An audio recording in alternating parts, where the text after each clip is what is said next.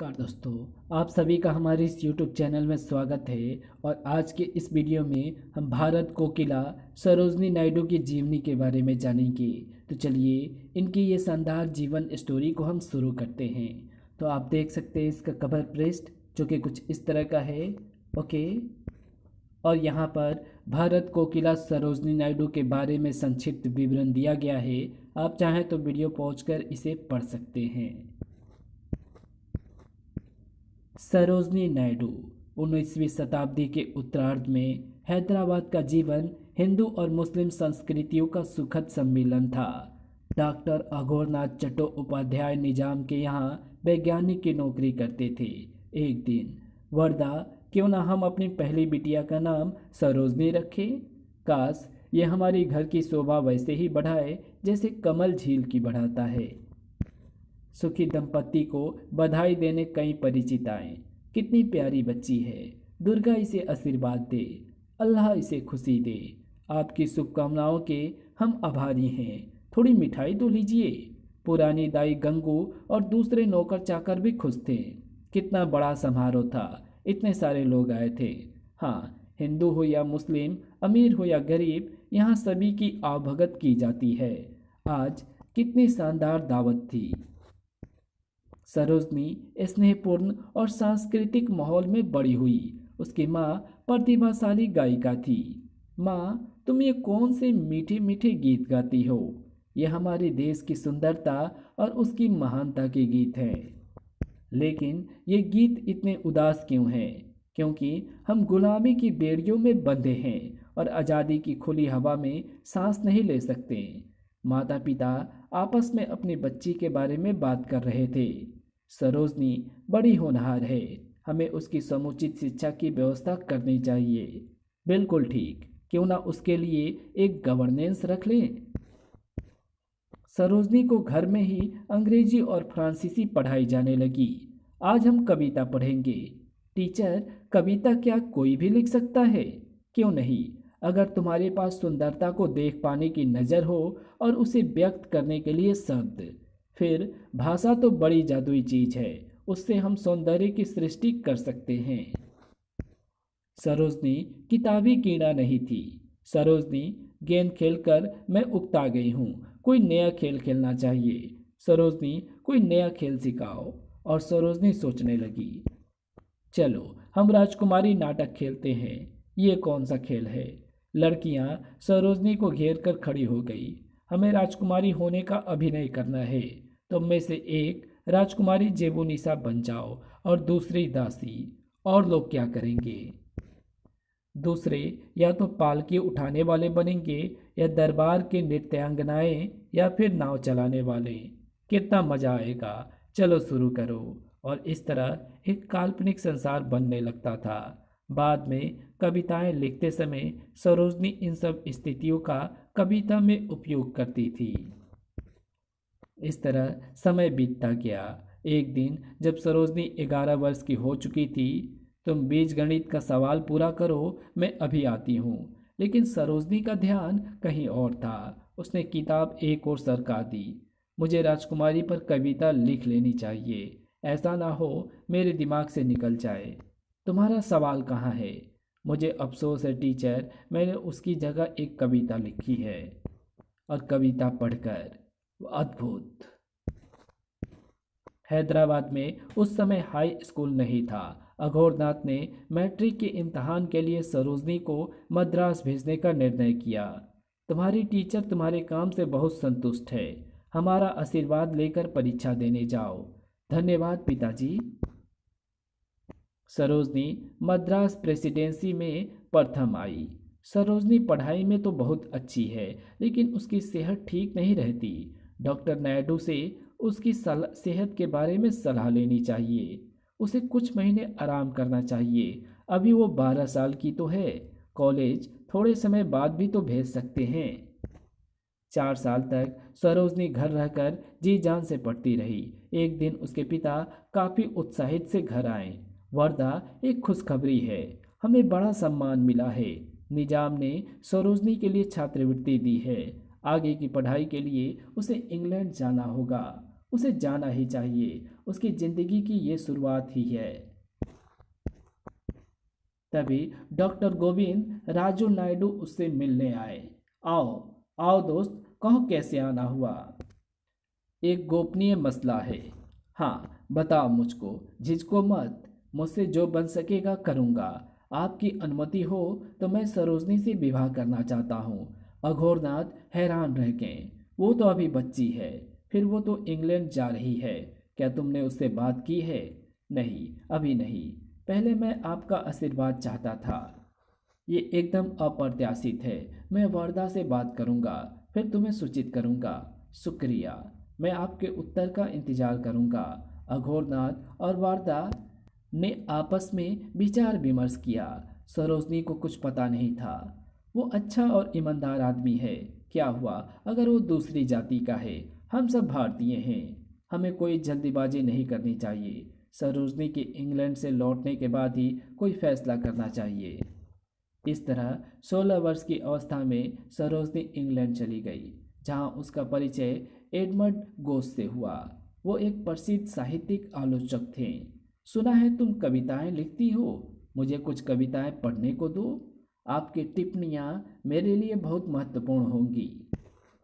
कुछ दिन बाद, मुझे तुम्हारी कविताएं अच्छी लगी सरोजनी, लेकिन तुम अपने देश, अपनी आशाओं और निराशाओं के बारे में क्यों नहीं लिखती? सरोजनी ने घोष के सुझाव पर विचार किया। उसने मातृभूमि के प्रति अपनी भावनाओं को कविता में उतार दिया। अपने प्रिय शहर हैदराबाद के दृश्यों को और आवाज़ों को उसने कविता में साकार कर दिया। 1898 में वो वापस हैदराबाद आ गई। एक दिन उसकी माँ ने उससे बात की। सरोजनी, डॉक्टर नायडू ने तुमसे विवाह करने का प्रस्ताव किया है, क्या तुम्हारी सहमति है? हाँ माँ। सच्चे प्रेम को ना तो दूरी कम कर सकती है और ना समय। जब मैं बच्ची थी तो मैं मन ही मन उनकी प्रशंसक थी। अब मैं नारी के रूप में उनसे प्रेम करती हूँ। कुछ ही महीनों बाद ब्रह्म विधि के अनुसार विवाह संपन्न हुआ। एक साहसिक कदम है, हाँ, जाति और संप्रदाय से बाहर विवाह करना। अघोरनाथ जाति प्रथा में विश्वास नहीं करता और सरोजनी उसी की लड़की है। नायडू दंपति बहुत खुश थे।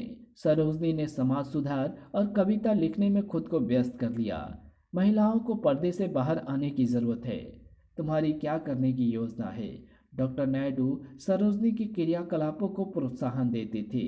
महिलाओं से मिलकर बात कर उन्हें समझाया जाए कि संसार को उनकी सेवा की बहुत ज़रूरत है। संघर्ष करने के लिए एक ऊंच लक्ष्य है। समाज सुधार के काम के दौरान सरोजनी की गोपाल कृष्ण गोखले से मुलाकात हुई। ये 1902 की बात है। एक कवयित्री के रूप में तुम भारत को किस दृष्टि से देखती हो? आशावादी दृष्टि से। इसलिए कि तुम स्वप्नदर्शी हो। स्वप्न लोक से बाहर आकर अपने स्वप्न को पूरा करने के लिए काम करो। जरूर करूंगी। गोखले ने सरोजनी को बहुत प्रभावित किया। उन्होंने उसे राष्ट्रीयता के मार्ग की ओर प्रेरित किया। तुम्हारे लिए गर्व की बात यह नहीं कि तुम ब्राह्मण हो या मद्रासी, बल्कि ये है कि तुम भारतीय हो।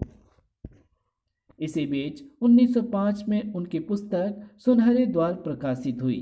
क्या तुमने श्रीमती नायडू की कविताओं की समीक्षा पढ़ी? अंग्रेजी समाचार पत्र उनकी तारीफ से भरे पड़े हैं। पुस्तक हाथों हाथ बिक रही है। लेकिन सरोजनी के पास अब कविता लिखने का अवकाश कम था। 1905 में उसने कलकत्ता में स्वदेशी आंदोलन में भाग लेना शुरू कर दिया और राजनीति में कूद पड़ी। उसने इंडियन सोशल कांग्रेस को संबोधित किया।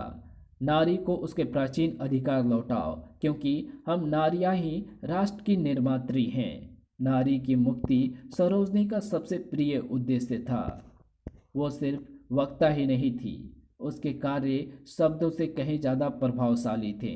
1911 में सरोजनी ने प्लेग की महामारी और बाढ़ पीड़ितों की सहायता के लिए दिन रात काम किया। कलकत्ता में उसने हिंदू मुस्लिम एकता पर भाषण दिया। फिर उसने लखनऊ में मुस्लिम लीग को संबोधित किया। हिंदू मुस्लिम ईसाई या पारसी, हम सब एक ही भारत माता के बच्चे हैं। लखनऊ से वो पुणे आई, जहां उसके राजनीतिक गुरु गोखले बीमार पड़े थे। मुस्लिम लीग की क्या खबर है? अखबार तो अफवाहों से भरे पड़े हैं। अच्छी खबर है, नवयुवक नेता तो एकता के लिए सचमुच प्रतिबद्ध है। तुम्हारी बातों से मुझ में आशा का संचार हुआ है। शाम को फिर मिलेंगे। उसी दिन शाम को यहाँ मेरे सामने खड़े होकर खिलते हुए तारों को साक्षी मानकर अपनी जिंदगी, अपने गीत, अपने बोल धरती माता को समर्पित कर दो। मैं अपना सब कुछ अपने देश को दे दूंगी। इसी क्षण से सरोजनी का जीवन पूर्णतः बदल गया। गोखले ने उसे गांधी से मिलने की सलाह दी। पुणे से जब वो हैदराबाद लौटी तो उसकी कविताओं की दूसरी पुस्तक प्रकाशित हो चुकी थी, लेकिन इस भाग दौड़ भरे जीवन का उसकी सेहत पर बुरा असर पड़ा। वो बीमार पड़ गई। तुम्हें अपनी सेहत का ख्याल रखना चाहिए, लेकिन बहुत काम है। क्या करूं? तुम थोड़े दिन के लिए इंग्लैंड क्यों नहीं चली जाती? ख्याल तो अच्छा है। मैं अपना काम वहाँ भी जारी रख सकती हूँ। इस तरह सरोजनी इंग्लैंड चली गई। 1914 में उसे राजकीय साहित्यिक समिति का सदस्य बना दिया गया। भारत के लिए बहुत सम्मान की बात है। श्रीमती नायडू ये सम्मान प्राप्त करने वाली पहली एशियाई नागरिक है। लेकिन सरोजनी के लिए महात्मा गांधी से प्रथम भेंट ज़्यादा महत्वपूर्ण थी। गांधी दक्षिणी अफ्रीका से अभी ही लौटे हैं। मुझे उनसे मिलना चाहिए। सरोजनी केंसिंगटन में गांधी के सादे आवास स्थल तक चल कर गई। वे सचमुच एक महान आत्मा है। दक्षिण अफ्रीका में सत्याग्रह के नेता कितना सादा जीवन बिता रहे हैं। सीढ़ियाँ चढ़ने के बाद जब वो ऊपर पहुंची तो गांधी जी चटाई पर बैठकर सादा सा भोजन कर रहे थे। आओ आओ, तुम भारत कोकिला सरोजनी नायडू हो ना? बैठो, खाना खाओ। नहीं शुक्रिया, ये भी कोई खाना है? गांधी जी मुस्कुरा दिए। दोनों में तत्काल ही मित्रता हो गई और उन्होंने अनेक विषयों पर चर्चा की। गांधी जी का विचार था कि भारत ब्रिटेन की युद्ध में सहायता करे। लंदन में एक सभा को संबोधित करते हुए उन्होंने कहा, हमें कोई मजबूरी नहीं, परंतु हमारा गौरव इस बात में है कि हम ब्रिटेन की उस समय मदद करें जब उसे हमारी ज़रूरत है। इस तरह वॉलंटियर कोर की स्थापना की गई। सरोजनी उसकी सक्रिय कार्यकर्ता थी। सरोजनी और गांधी जी मिलकर सैनिकों के कपड़े सिलते थे। हमें ये काम इस सप्ताह में पूरा करना है। कस्तूरबा से कुछ मदद करने को कहना चाहिए। तीनों मिलकर ये काम जल्दी निपटा सकते हैं। 1914 से 1917 तक भारत भर का दौरा किया गया और हिंदू मुस्लिम एकता तथा स्वराज्य पर जोर दिया गया। इस दौरान वो गांधी जी के संपर्क में भी रही। लखनऊ में भाषण देते हुए हिंदुओं और मुसलमानों को सच्चे भाईचारे का परिचय देना चाहिए। एकता में शक्ति है। बहुत प्रभावशाली वक्ता है। क्रांतिकारी गतिविधियों के बढ़ने से चिंतित होकर ब्रिटिश सरकार ने रॉलेट बिल प्रस्तावित किया। अब राजनीतिक कार्यकर्ताओं को बिना मुकदमा चलाए जेल में ठूंसा जा सकता था। गांधी जी ने साबरमती आश्रम में एक बैठक बुलाई। हम इस बिल का सत्याग्रह से विरोध करेंगे। शांति के रास्ते से एक महान युद्ध जीता जाएगा। सत्याग्रह प्रतिज्ञा का प्रारूप बन गया। सबसे पहले सरोजनी ने उस पर हस्ताक्षर किए। हम लोग शांतिपूर्ण ढंग से लेकिन खुलकर बिल का विरोध करते हुए गिरफ्तारी देंगे। सरोजनी सत्याग्रह का संदेश लोगों तक पहुंचाएगी। एक महान लक्ष्य।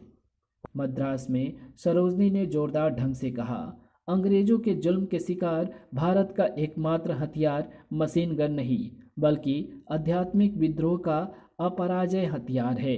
अहमदाबाद में उसने कहा, सत्याग्रह भौतिक शक्ति के जहर का इलाज है। और इस तरह सरोजनी के प्रेरक भाषणों के माध्यम से गांधी जी का आध्यात्मिक संदेश लाखों लोगों तक पहुंचा।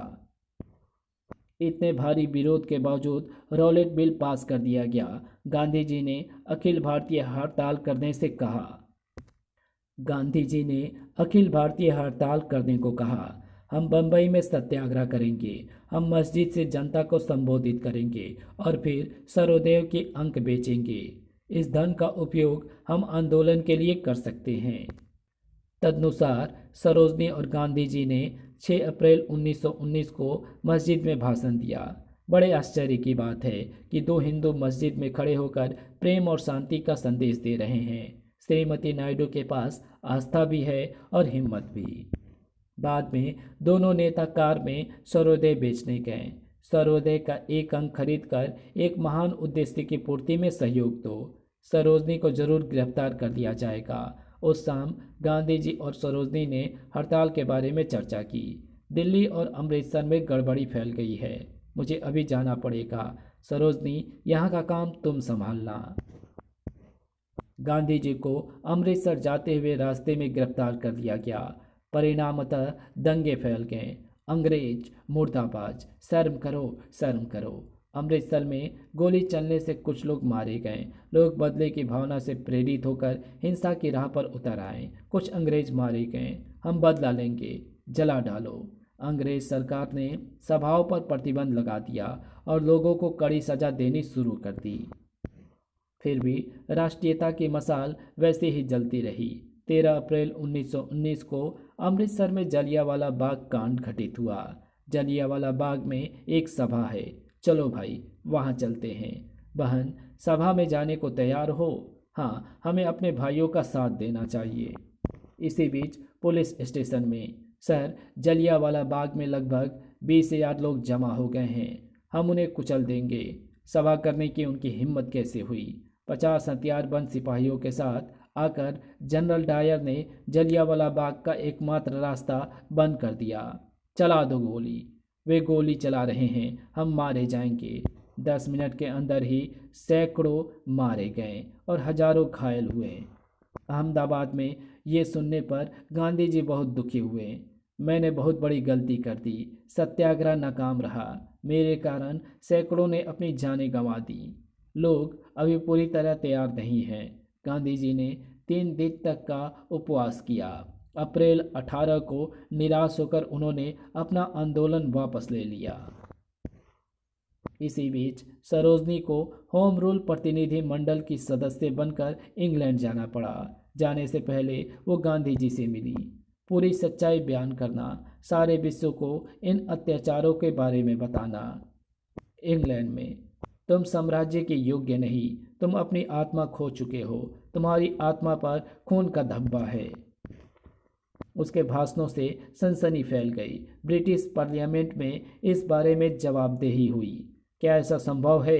हमारे देश के लोग इतना नफरत भरा व्यवहार कर सकते हैं?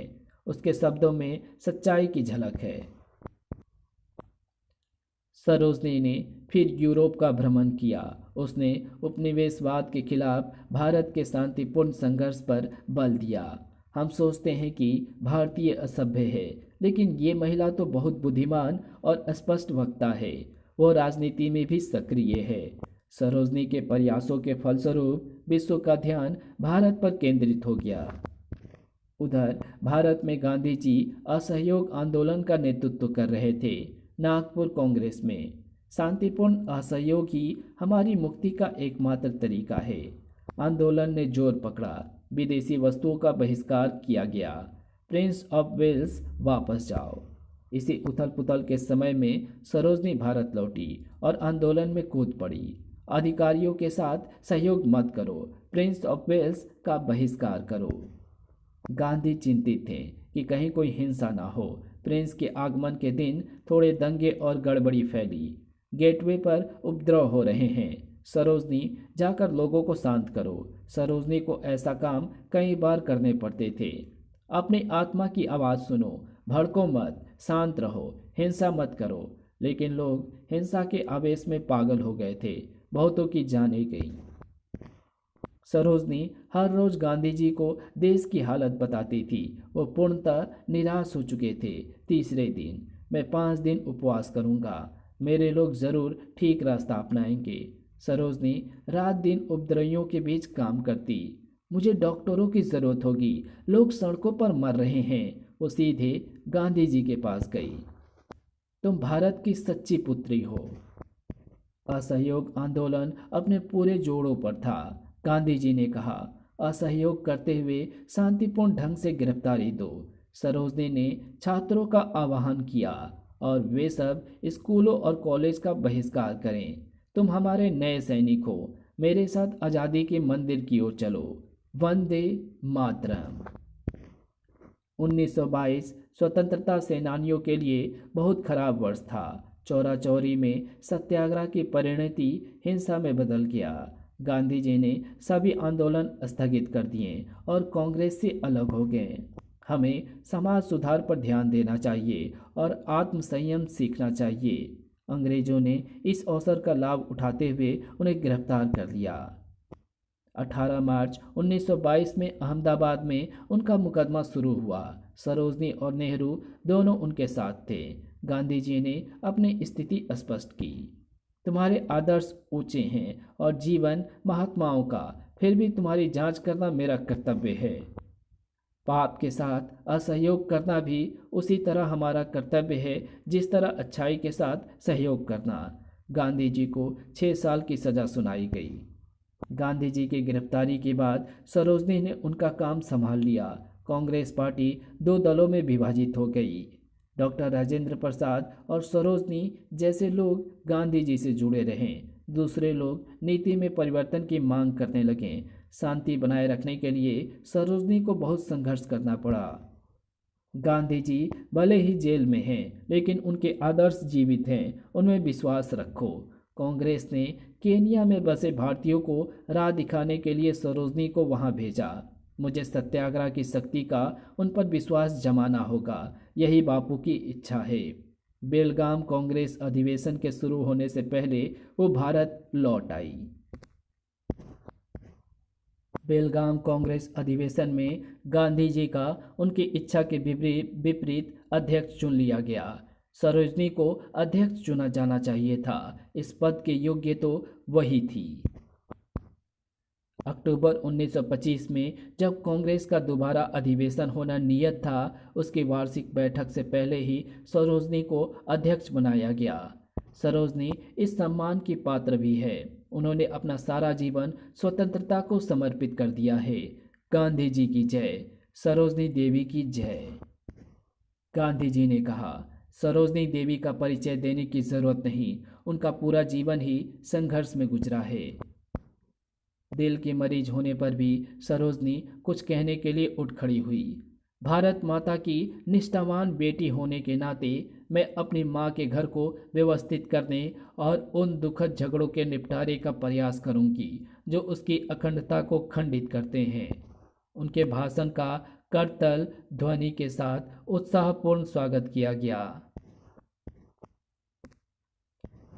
कांग्रेस अध्यक्षा के रूप में सरोजनी ने देश भर का भ्रमण किया और सत्याग्रह का संदेश दूर दूर तक पहुंचाया। कांग्रेस को राजनीतिकों की नहीं, लोगों की आवाज़ बनना चाहिए। सच्ची नेता तो ये है जो आम आदमी, असली भारतीयों को नहीं भूलती। कांग्रेस अध्यक्ष के रूप में उनके चुनाव ने नारी आंदोलन को भी नई प्रेरणा दी। 1927 में तुमने कुछ सुना है, डॉक्टर श्रीमती रेड्डी को लेजिस्लेटिव असेंबली के लिए मनोनीत किया गया है। ये सरोजनी के कारण ही हुआ है। उसने विश्व को दिखा दिया है कि महिलाएं भी जिम्मेदारी के काम निभा सकती है। सरोजनी गांधी जी के निरंतर संपर्क में रही। गांधी जी उसके समर्पण से काफ़ी प्रभावित हुए। सरोजनी, तुम्हारे लिए मेरे पास नई योजना है। गांधी जी ने अंततः अपनी बात स्पष्ट की। पाश्चात्य देश भारत की वास्तविक स्थिति से अपरिचित है। हाँ, कुछ पत्रकारों ने भारत को गंदी तस्वीर पेश की है। कांग्रेस के प्रतिनिधि की हैसियत से जाकर पूर्ण स्वराज्य को लक्ष्य को समझाओ। खुशी से। अक्टूबर 1928 में सरोजनी न्यूयॉर्क पहुंची। पत्रकारों ने उनसे भेंट की। मैडम नायडू, आपके यहाँ आने का क्या उद्देश्य है? भारत के बारे में सच्चाई बतलाना। हमें अपने स्वतंत्रता संघर्ष के बारे में बताइए। भारत शांति के माध्यम से स्वतंत्रता प्राप्त करेगा। ये अहिंसा का मार्ग है जिसका साकार रूप गांधी है।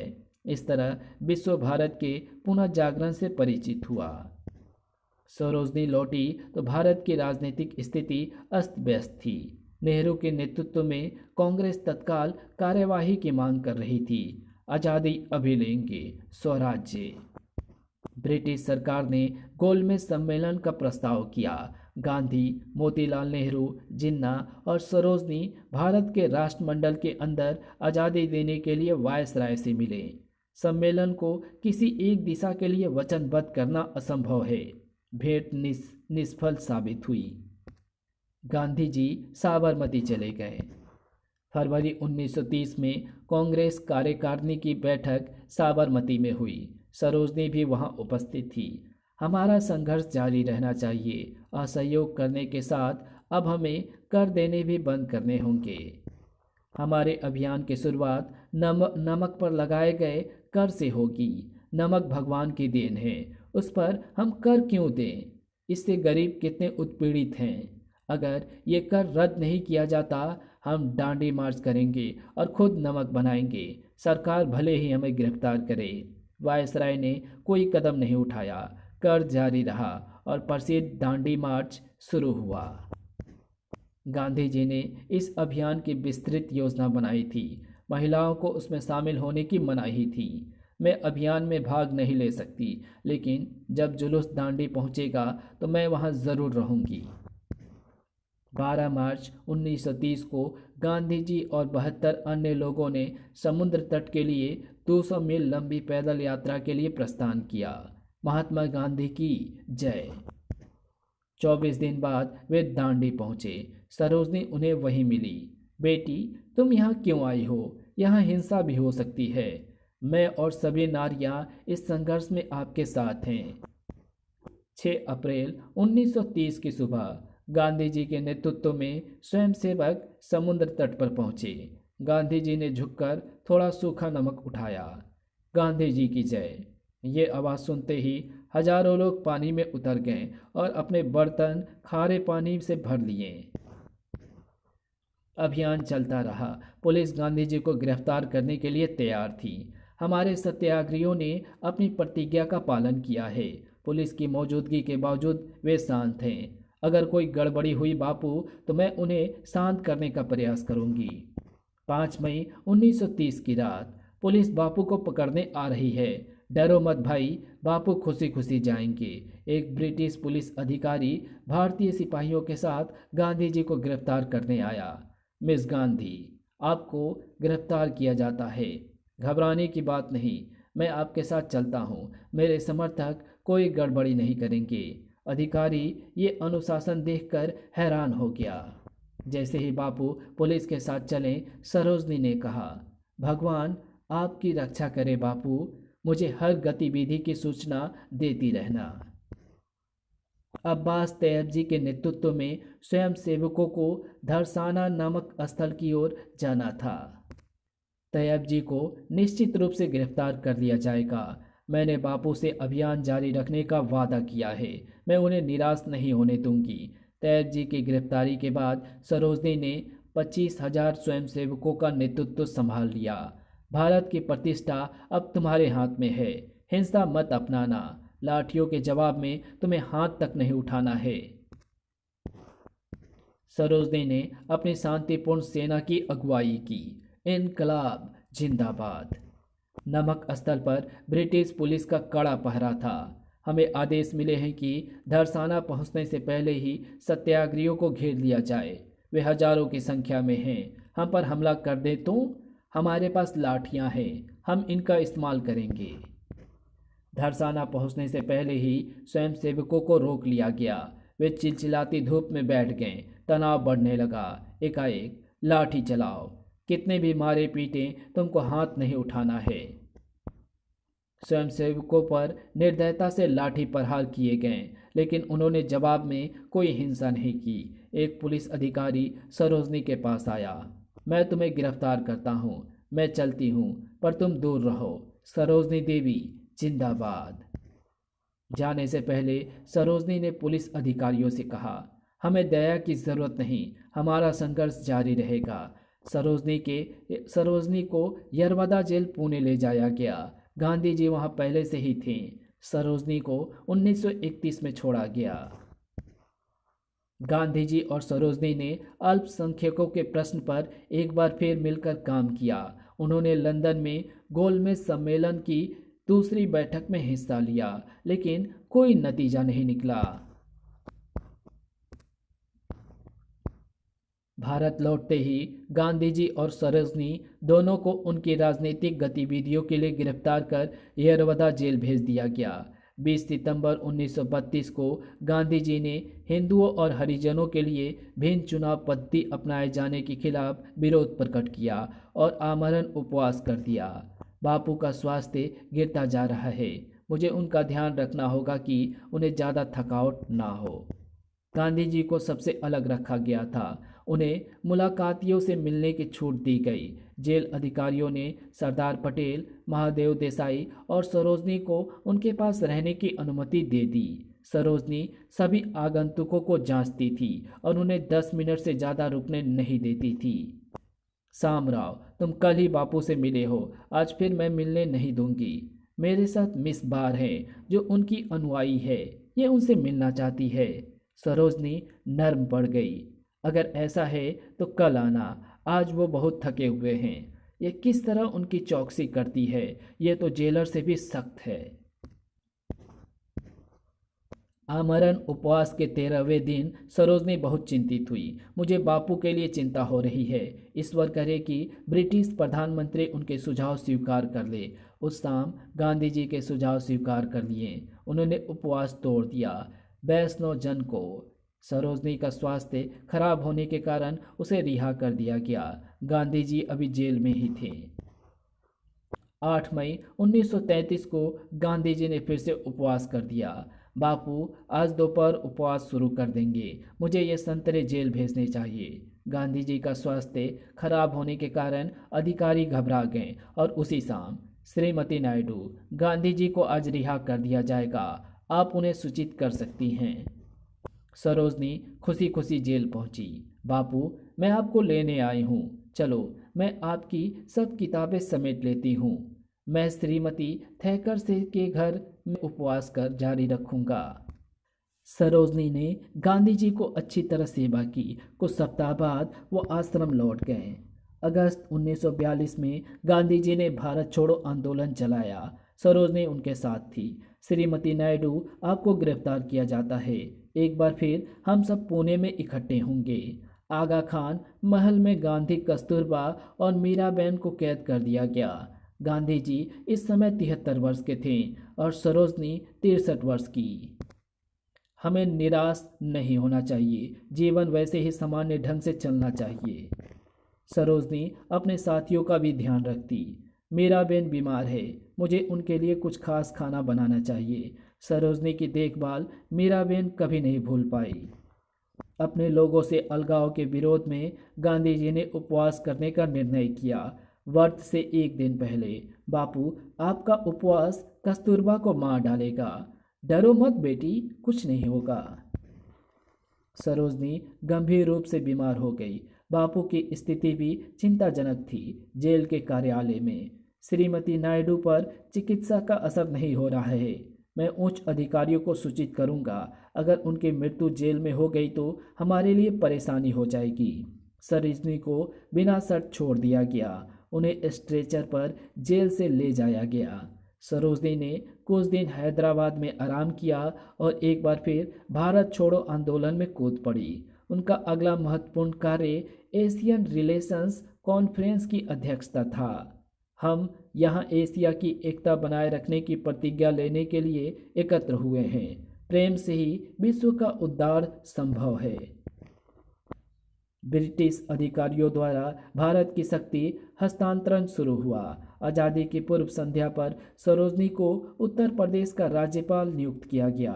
इतने सुयोग्य राज्यपाल को पाकर हम गर्व का अनुभव कर रहे हैं। हाँ, एक महान देशभक्त। 30 जनवरी को गांधी जी की हत्या कर दी गई। सरोजनी ने देश को संबोधित किया। पिता, आप आराम ना करना, ना ही हमें आराम करने देना। हमें प्रतिज्ञाबद्ध करना, हमारे वायदे पूरा करने के लिए हमें शक्ति देना।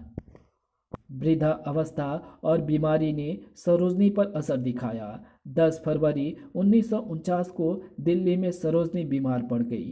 तुम्हें आराम करना चाहिए सरोजनी। लखनऊ में आराम करूंगी। लखनऊ में उनकी स्थिति और भी बिगड़ गई। 1 मार्च को रात को वो अचानक उठ बैठी। नर्स, मुझे गाकर सुनाओ। खुशी से 2 मार्च को सुबह 3:30 बजे भारत की सुविख्यात बेटी चल बसी। और इसी के साथ भारत कोकिला सरोजनी नायडू की कहानी यहीं समाप्त होती है। तो आपको ये वीडियो कैसी लगी? अगर आपको ये वीडियो अच्छी लगी हो तो इस वीडियो को लाइक शेयर कमेंट ज़रूर कर देना। चैनल पे नए हो तो चैनल को सब्सक्राइब कर ऑल नोटिफिकेशन को सिलेक्ट ज़रूर कर देना। Thanks for watching my videos.